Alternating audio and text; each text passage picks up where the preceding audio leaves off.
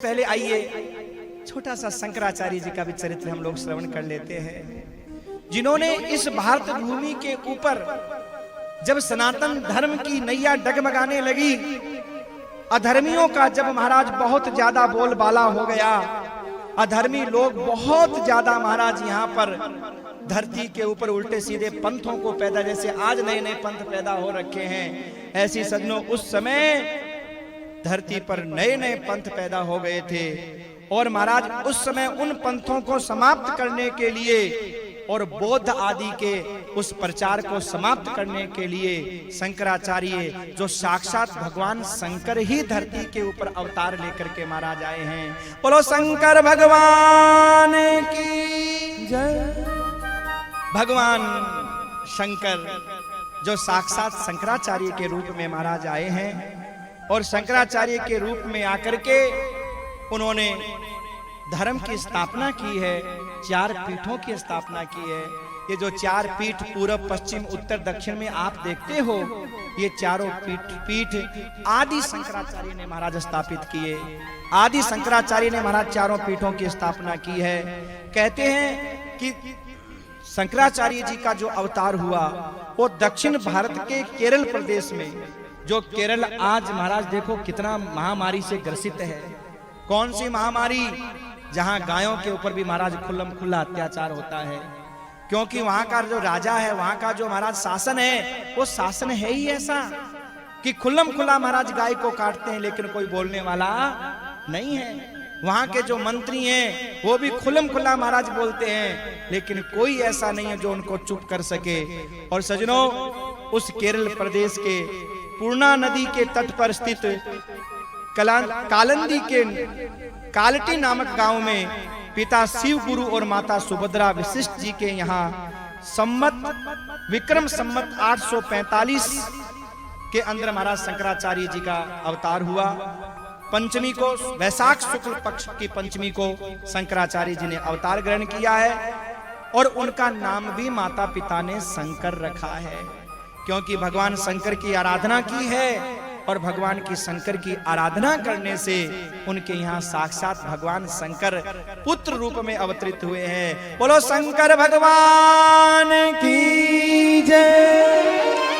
बहुत सुंदर सजनों, 7 वर्ष की अवस्था में संपूर्ण वेद वेदांगों का महाराज अध्ययन कर लिया, संपूर्ण वेदों का, मीमांसाओं का। और 5 वर्ष की अवस्था में यज्ञोपवीत संस्कार हुआ। 7 वर्ष की अवस्था में वेद वेदांगों का अध्ययन करके घर लौट करके आ गए। और सजनों, उन्होंने शंकराचार्य जी ने एक बार भिक्षा मांगने के लिए गए, उनके जीवन की घटना है। भिक्षा मांगने के लिए गए संन्यास आश्रम के बाद, तो एक ऐसी गरीबनी बुढ़िया के घर में पहुंचे जहां खाने को कुछ नहीं थे, छोटे छोटे बच्चे रो रहे थे। माँ, भूख लग रही, आज 10 दिन हो गए कुछ नहीं खाया, 10 दिनों से भूखे हैं। माँ रो रहे थे। और उसी समय भवाम भिक्षाम देहि, शंकराचार्य जी ने आवाज लगाई। अब एक महात्मा दरवाजे पर खड़े हैं, इधर बच्चे रो रहे हैं। वो माँ बहुत रोई, बहुत रोई, बहुत रोई। शंकराचार्य तो त्रिकालदर्शी थे, समझ रहे महाराज। वो माँ जिसके बच्चों का पेट पीठ से चिपका हुआ है। सजनों, माँ स्वयं तो भूखी रह सकती है, पर माँ अपनी औलाद को भूखा नहीं देख सकती। कपड़े सी सी के वो, आंसू पी पी के वो, भूखी खुद रह के तुझको खिलाती रही। एक दिन आएगा गम खो जाएगा, मेरे कांटों को कलियां बना देगा। एक गरीब माँ भी अपने जीवन में ये कोशिश करती है कि भले ही मैं भूखी रह जाऊं, मेरा बेटा भूखा नहीं रहना चाहिए। भले ही मैं एक वस्त्र में अपना जीवन व्यापन कर लूं, पर वार त्योहार में मेरे बेटे को तो ला करके दूं। भले ही पति का साया सर पर नहीं हो, माँ सोचती है कल को मेरे बेटे के मन में ये ना आ जाए कि आज मेरे पिता नहीं है तो आज मेरे मन की इच्छा पूरी नहीं हो रही। इसलिए सजनों, माँ जैसा हृदय दुनिया में दूसरा नहीं होता, माँ जैसा दिल तो माँ के पास ही होता है। एक माँ जिसके जिसके बेटे की इच्छा थी कि मैं बहुत अच्छे स्कूल में पढ़ूं, पर सजनों पति का हाथ सर पे नहीं था। क्या करे बेचारी, खाने के भी लाले बड़ी मुश्किल से महाराज पेट पालती थी। बच्चा बोला, माँ मैं पढ़ लिख करके बड़ा आदमी बनना चाहता हूँ, बहुत बड़ा बनना चाहता हूँ। माँ ने मन में सोचा, यहाँ तो खाने के भी लाले पड़े हैं और मेरे बेटे को क्या पता कि मेरी स्थिति क्या है, मेरे बेटे को क्या पता। बेटे को गले लगा लिया, रोने लगी माँ, रोने लगी। माँ बोलना, मुझे अच्छे स्कूल में पढ़ाएगी, बोलना। माँ ने कहा, हाँ बेटा मैं तुझे अच्छे स्कूल में पढ़ाऊंगी। और सजनों दुनिया के यहाँ झाड़ू पोंछा बर्तन करने लगी। अब अच्छे स्कूल में ऐसे तो एडमिशन मिलेगा नहीं गरीब को।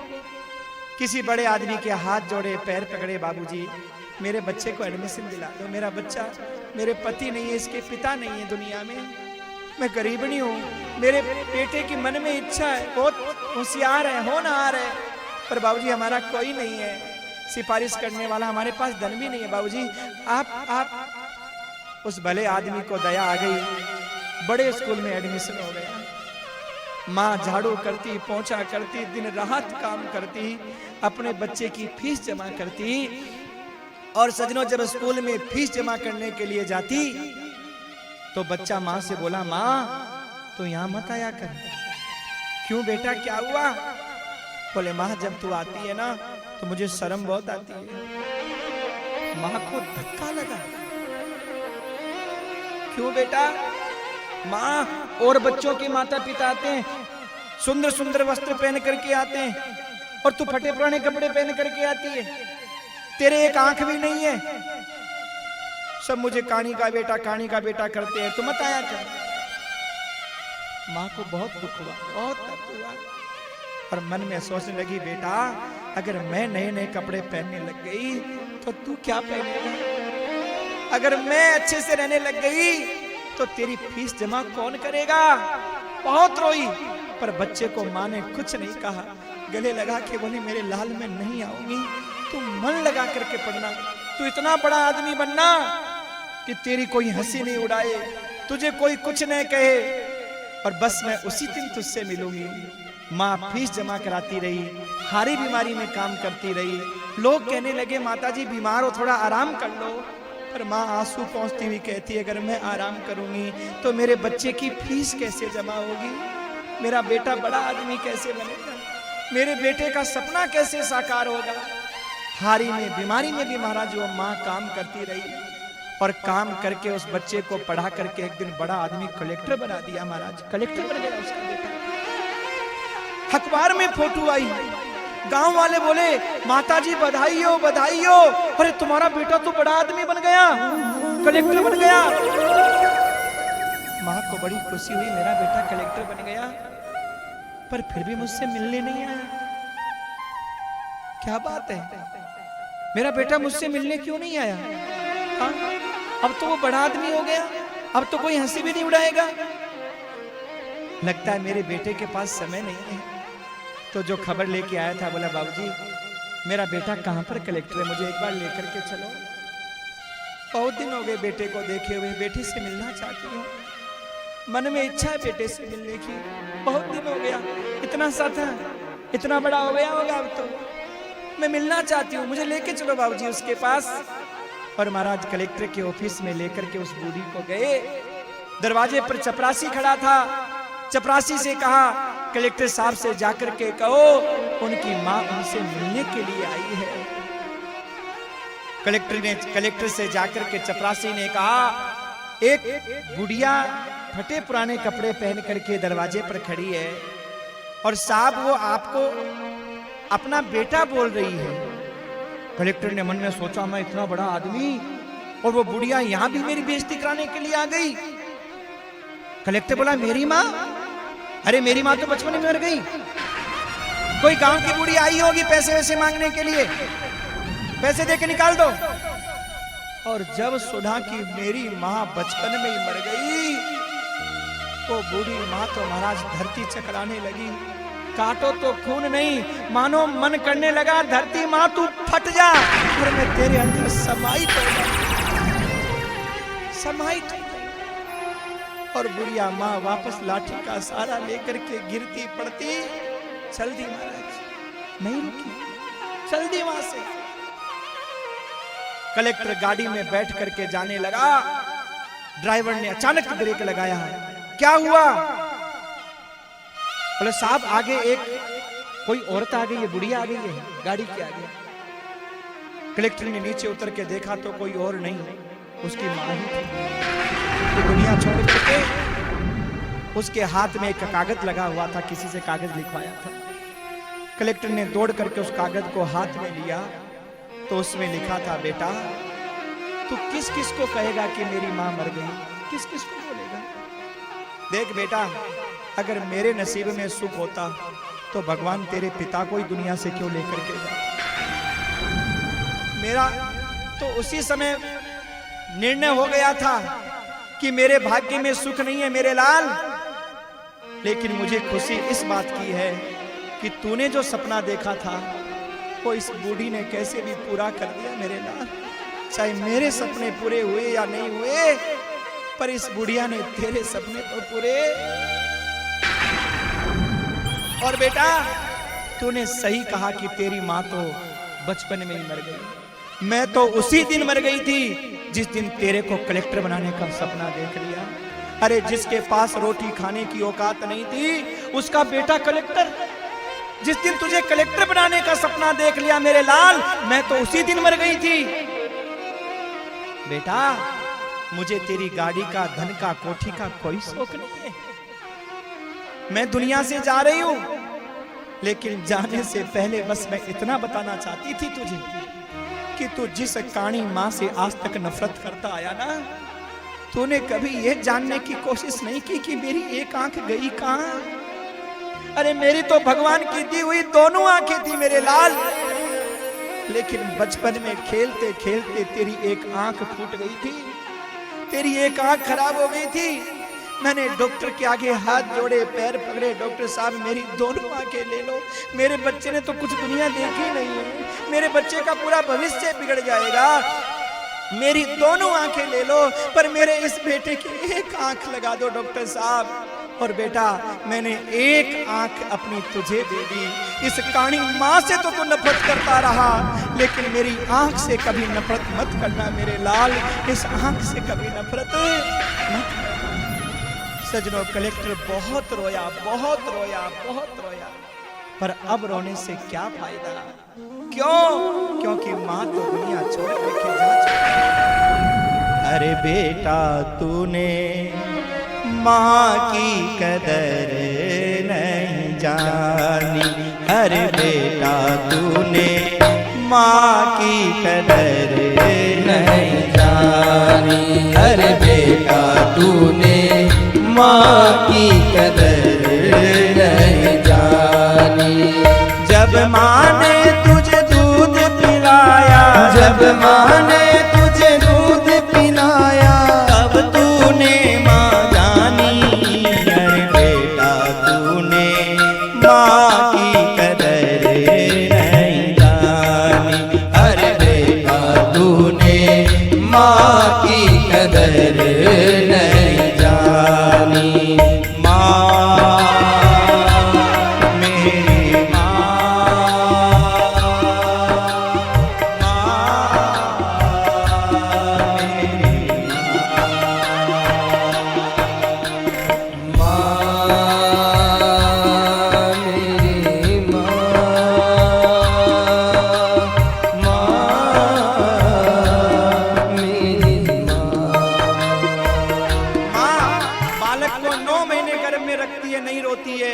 जन्म देती है नहीं रोती है, पर सजनों माँ का हृदय कब रोता है?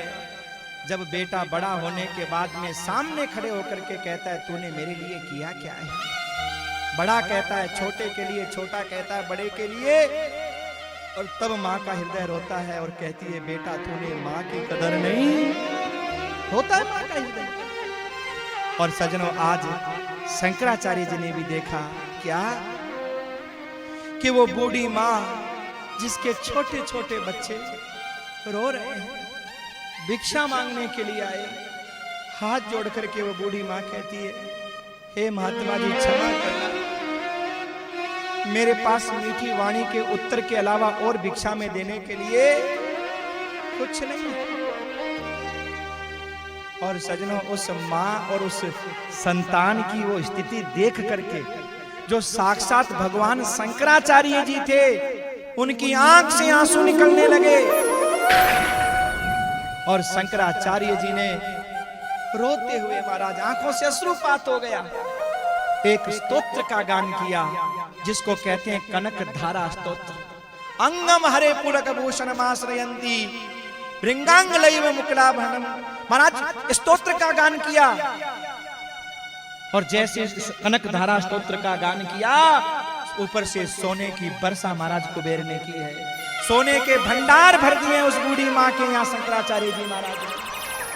और कहते हैं कि शंकराचार्य रचित ये कनक धारा स्तोत्र जो गान करता है, उसके घर में कभी इंसान भूखा नहीं सोता है, क्योंकि शंकराचार्य जी ने उस बूढ़ी मां के उन बच्चों का पेट भरने के लिए और उस स्तोत्र के माध्यम से और महाराज सोने की वर्षा करवाई है। और सजनों, शंकराचार्य जी छोटे बचपन में ही महाराज संन्यास लेना चाहते थे, क्योंकि जो महापुरुष होते हैं ना सजनों, वो ज्यादा धरती पर नहीं रहते हैं, वो ज्यादा नहीं, अपना काम फटाफट किया और चल देते हैं।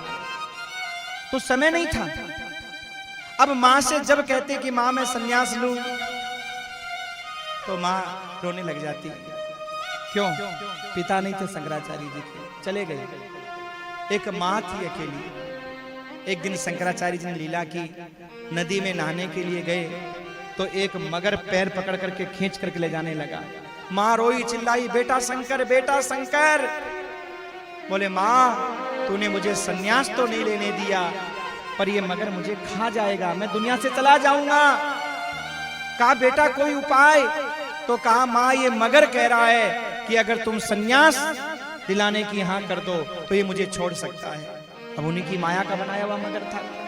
अब बेचारी माँ तो व्याकुल होकर के बोली, अरे बेटा शंकर तू सन्यास ले लेना बेटा, अरे बेटा इस मगर को बोल दे छोड़ दे, तू सन्यास ले लेना, मैं कहती हूँ तू सन्यास ले लेना।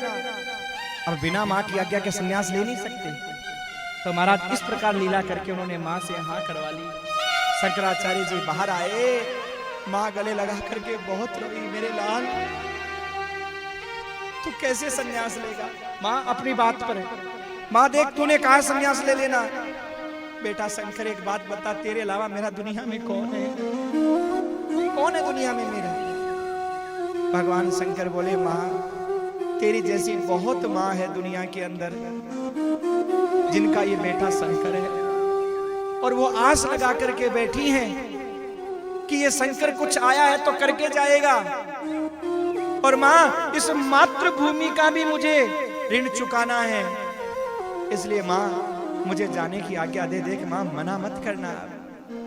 माँ बोली बेटा देख शंकर मेरा अंतिम समय आएगा, तू दूर होगा, और जब तू दूर होगा बेटा शंकर मैं तो तेरा बिना देखे दुनिया से चली जाऊंगी, नाम पुकारते पुकारते। बेटा शंकर जब अंतिम समय आएगा क्या करूंगी? तो शंकराचार्य जी ने कहा मां ये तेरा बेटा शंकर तुझे वचन देता है कि जिस दिन तू मुझे पुकारेगी ज्यादा समय नहीं लगेगा, तेरा शंकर तेरे सामने आकर के उपस्थित हो जाएगा। वचन देता हूं मां। धिक्कार है उस संतान को, चाहे कितनी भी संपत्ति कमा ले, धन कमा ले, वैभव कमा ले, लेकिन जो अपने माँ बाप का नहीं हो सका, जो अपने माँ बाप का तिरस्कार करता है, जो अपने माँ बाप की नहीं सुनता, धिक्कार है उस संतान को। माँ ये शंकर चाहे महात्मा बन जाए, सजनों ये कथा क्या शिक्षा देना चाहती है? चाहे कितने बड़े ज्ञानी बन जाना, कितने ही महात्मा बन जाना, कितने संत विरक्त बन जाना, लेकिन फिर भी अपने माता पिता का अनादर करने का अधिकार किसी को भगवान ने नहीं दिया है, किसी को नहीं दिया है। महात्मा भी क्यों न हो, अरे महात्मा की बात छोड़िए, साक्षात परमात्मा भी धरती के ऊपर आते हैं तो उन्हें भी यह अधिकार नहीं है कि अपने माता पिता का अनादर करे। तो आपकी तो हमारी तो औकात ही क्या मेरे भाई? पर आज के बच्चे क्योंकि इन शास्त्रों को पढ़ते नहीं, इन कथाओं को सुनते नहीं, इसलिए उन्हें ज्ञान नहीं है और इसलिए सज्जनों वो परेशान हैं, किसी को शांति नहीं है। आज की जितनी भी औलादें हैं वो सब अशांति में जी रही हैं, भले ही शांति का ढोंग करते हो। और उस शांति को खोजने के लिए कोई ध्यान केंद्रों में जा रहा है, कोई योग केंद्रों में जा रहा है, कोई विदेश यात्रा को जा रहा है। अरे भैया, न ये ध्यान केंद्र तुम्हें शांति दे सकते, न योग केंद्र तुम्हें शांति दे सकते हैं। अगर तुम्हें कोई शांति दे सकता है तो तुम्हारे माता पिता की छत्र छाया ही तुम्हें शांति दे सकती है, बाकी कोई दुनिया में तुम्हें शांति नहीं दे सकता। माता पिता की छत्र छाया ही तुम्हें शांति दे सकती है। पर आज की संतान को इस बात का पता नहीं। शंकराचार्य जी ने कहा, मां तू चिंता मत कर, जब मुझे तू पुकारेगी तब मैं तेरे पास आ जाऊंगा। और शंकराचार्य जी सज्जनों वहां से गए, चले गए शंकराचार्य जी महाराज। और शंकराचार्य जी जाने के बाद में सज्जनों शंकराचार्य जी ने बौद्ध धर्म को भारतवर्ष से भगा करके विदेशों में महाराज भगा दिया सारे बौद्धों को। और शंकराचार्य जी ने धर्म की महाराज सुंदर स्थापना की है, कुरीतियों को महाराज समाप्त किया है। धीरे धीरे महाराज समय बीता। एक दिन माँ का स्वास्थ्य बिगड़ा, और जब माँ का स्वास्थ्य बिगड़ा तो अब देखो अंतिम समय में हर माँ बाप की इच्छा होती है मेरी औलाद मेरे सामने हो, मैं जब प्राण छोड़ूं तो अपनी औलाद के सामने छोड़ूं। पर क्या आज संभव है? संभव है? विचार करिए। अरे कमा लिया होगा बहुत बड़ा पैसा, चले गए होंगे अमेरिका, खरीद लिए होंगे बड़े बड़े हवाई जहाज, किस काम